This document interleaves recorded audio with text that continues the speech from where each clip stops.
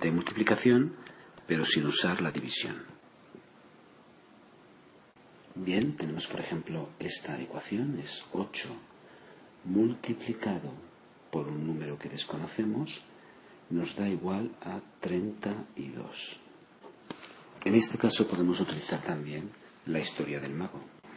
En este caso el niño se metió en el bosque con 8 mangos y se encontró con un mago, pero no sabemos qué mago fue, si fue el mago del 1, del 2, del 3, del 4.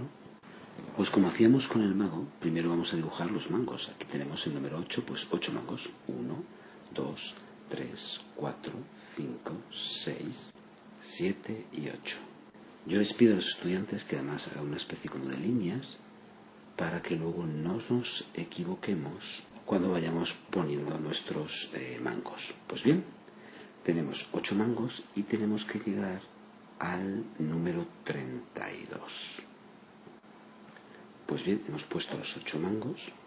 Tenemos 1, 2, 3, 4, 5, 6, 7, 8, 9, 10, 11, 12, 13, 14, 15, 16, 17, 18, 19, 20, 21, 22, 23, 24, 25, 26, 27, 28, 29, 30, 31, 32. Ya alcanzamos el número 32. ¿Cuántas veces hizo magia el mago? Pues hizo magia 1, 2, 3 y 4 para llegar a los 32 mangos. Por lo tanto, esto ya no es una incógnita. Sabemos que el niño cuando entró al bosque con sus 8 mangos se tropezó con el mago del número 4.